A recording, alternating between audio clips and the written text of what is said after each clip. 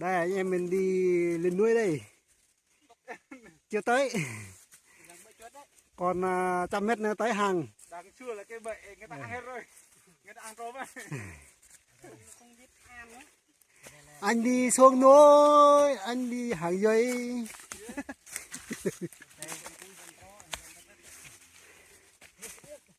Nghe người ta nói là đi lên núi.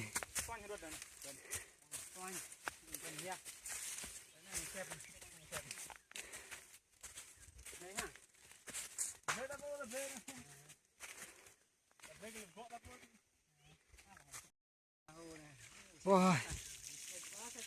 Đi mệt rồi, bây giờ tới đoạn nước này. Đây đây đây.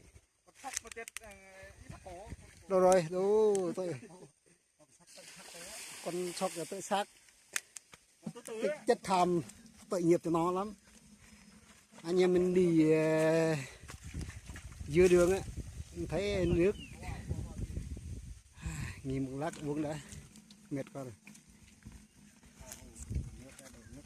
Rồi anh này làm gì đây? Quay xuống làm gì đây? Đấy đấy. Đây là mình lắp bằng cái ống tre. Ống tre. Đấy, nước thanh niên á, trên đời núi. Rồi. Đây anh ở đây. Xin chào. Bắt bó, mát lắm. Có mát không?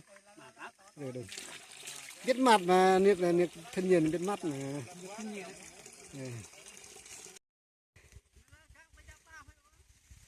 Đấy mấy bạn này đang lên đấy, ở dưới ấy. Đây là quê hương làng của mình. Đấy, xa quá. Thật mờ. Đấy.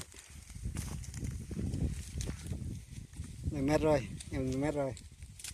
Đấy, để cầm cái cây. Chào. Tay hàng về nữa, gì nữa, bùng ngủ. Đấy. Con đá đây, hàng về đây, đá to đây. Đây. Đây.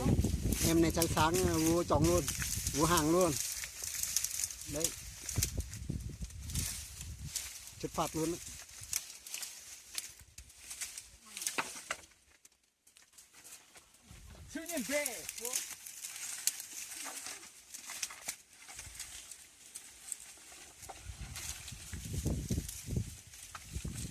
Này rồi, hàng dây sắp đến này rồi, sắp tay này rồi, đã to.